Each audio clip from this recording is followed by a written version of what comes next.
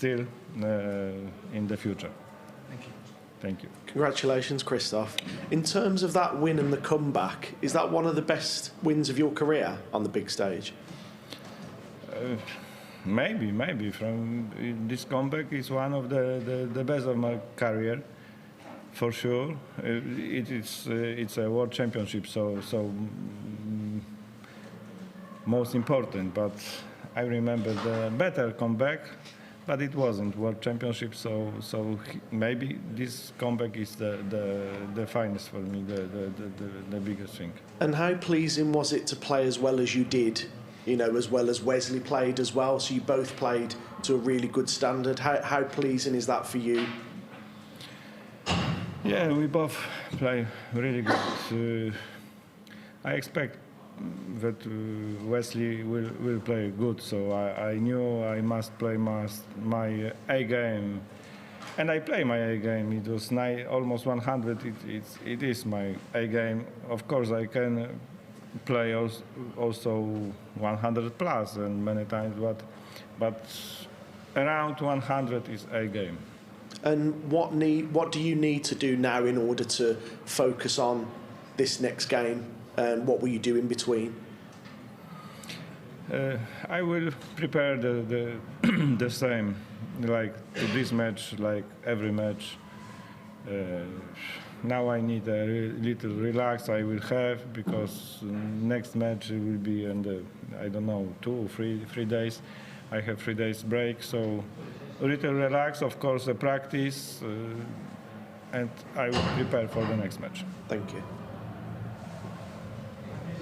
Okay.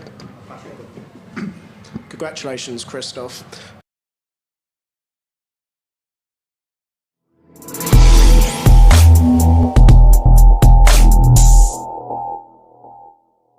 We'll see when it comes out. Thank you. Congratulations, Luke. Thank you. That 1-5-2 check out from Andrew, was that kind of the kick up the backside that you needed to kick on in that match, because you then won the next 7 legs? I think the kick at the backside was losing the second set, because I just thought he was there. He wasn't playing very well, so I just thought it was there to be took, really. And I thought, get on him, try and. So I went backside. I was like, please do not be a game where we're both averaging like 87, 88, and then so I just thought, come out, play your own game and see what happens. And then, like I've said previously, I managed to come out and sort of go up another level, really, to what Andrew was playing. And how encouraging is it that you finished in the way that you have there in those last 3 sets going forward? Yeah, of course. I mean, look, everyone wants to play to their best ability on stage, and it's the best I've felt today, even though the first 2 sets weren't. The first 2 rounds I felt really, really edgy. I think the first set, going for the winning double, inside the 18s, and I pinged double 9 last sort of dart. I felt a little bit edgy, but I felt really, really good after. But it was just, I was trying to force it a little bit, so, yeah. Like I say, every time I play, I've got to learn something new, so take that into the next game. And it's a second straight last 16 for you here. Yeah. Does that sort of prove just how far you've come in the last 2 years in your sort of career trajectory? I think so, yeah. I've spoken about it before. I think the last 18 months has probably been my best 18 months on tour. I think I was in the top 20 in sort of money earned for the year. I'm in the top 20 on the Pro Tour merit, so those sort of things, they all add up eventually, don't they? I mean, like, look, we spoke before about it, the tag of the highest ranked player that's not won a tournament sort of thing, but I'm doing good things, and I've just got to be confident in my own ability that stuff will start happening. And I think at the moment, I think everyone can see that I have got a game in there that can really push people. Well done. Thank you.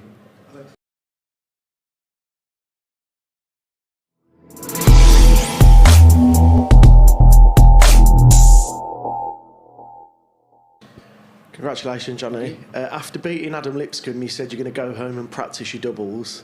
Are you glad that you've done that, and how pleased are you with your performance scoring and doubling wise? Yeah, 100%. You know, my doubles worked well tonight, and that's usually my strong part of the game. So, yeah, there's a little glimpse of the old Ferret doubling. So, hopefully they can carry on. I don't want that to change. So, yeah, it's a good day today. And coming through a tough test like that, Neil's pushed you all the way there.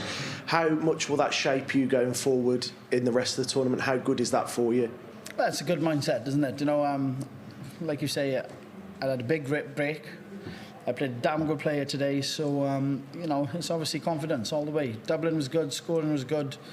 Yeah, I'm happy. And it'll be Andreas Harrysson or Ricardo Pietreczko next. Would you be forgiven for thinking that it could have been someone like Ross Smith or Dave Chisnell, or how you approach that type of game? Yeah, maybe, but you know, in darts, it's one must win and one must lose. If you don't perform, you go home. You know, so yeah, whoever it's going to be, I've done my job. So, you know, look out next. Well done, Jonny. Thank you. Anyone for this part, guys? Good. Oh, just one behind, sorry.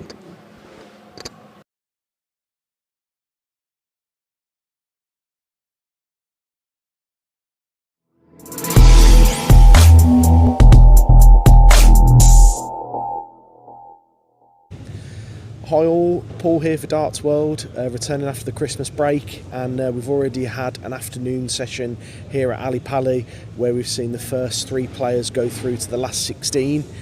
We've seen wins for Christoph Ratajski, a fantastic comeback from 3-1 down against Wesley Plaisier. He won through 4-3.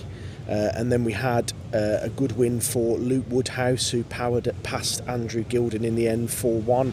And we've just seen Jonny Clayton get the better of a really high quality 4-3 win against Neil Zonneveld. So that's completed the afternoon session here. The evening session is about to get underway in around about an hour's time. And we start off with Andreas Harrysson up against Ricardo Pietreczko. We could have been forgiven for thinking that we'd see Ross Smith and Dave Chisnell at this stage of the competition, but it's Harrysson and Pietreczko that are the ones that face each other tonight for a place in the last 16 and a meeting with Jonny Clayton. Second match on, we've got Stephen Bunting, number 4 seed here. He's going up against James Hillbilly Hurrell, who has had a really good last couple of months on floor and stage, and he's a very dangerous opponent. He polled in the 180s against Dirk van Dijvenbode, and if he's in that kind of form tonight, I think he will push Bunting in that one. And finally, rounding off the night, we've got the world champion, the reigning world champion, reigning world number 1, Luke Littler. He continues the defence of his crown against Mensur. We obviously saw Suljevic and Joe Cullen in a bit of a ding-dong in the second round, with Mensur being accused by Joe of slow play. It'd be interesting to see if that dynamic comes to into play in that one tonight against the Nuke. But I don't envisage Littler having too many problems with his opponent, and I fully expect him to get through to the last 16.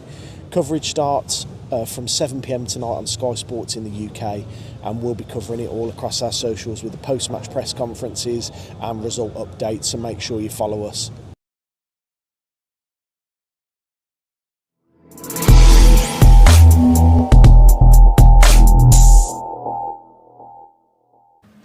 Congratulations, Andreas. You say that it's all a bit of a dream. When do you start dreaming about winning the tournament? Oh, that's always in your backyard, but I don't know, not yet. we see.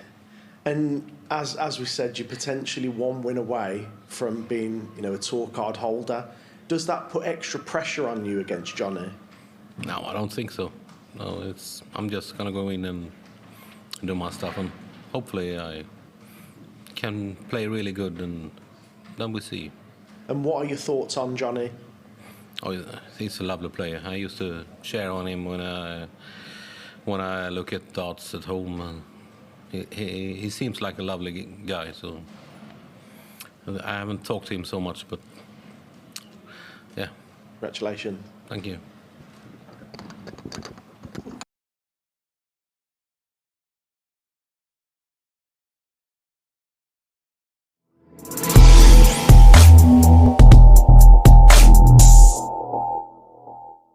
Congratulations, James. Was it all about sort of building on the win over Dirk coming into this one, because your scoring was on point and your finishing was pretty decent? Was that important in terms of beating Stephen today? Oh, the whole thing of my game was important to beating Stephen today. The scoring, the doubles. If I'm not on point with any of them, you get beat. He's number 4 in the world. He's amazing. He's a great player. So yeah. And going into that final set, obviously him coming back against the darts in the set before, what was your mindset going into it? Was it a bit of a blow? Was it, you know, a motivation just to go and win that set and win the match? To be fair, you're expecting to him to get out there with them shots. I was expecting them as well, and I was today looking to my management and going, "Need to go in," but I didn't feel no negative thoughts. Just, come on, James, let's go again. And you mentioned, you know, your family life is good and everything's good at the minute. Is a health happy and a family happy James Hurrell a dangerous James Hurrell? Always. I'm in the last 16 in the world, so yeah. Congratulations. Cheers.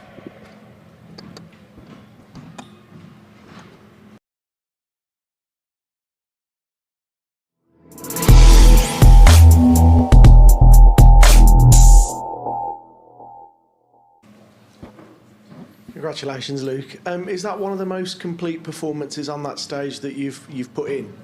Yeah, I mean, obviously I think it's a record average personally for myself at the Worlds. I just think everything went so smoothly tonight. 71% on doubles. I'm always happy if it was above half, if it's above 50.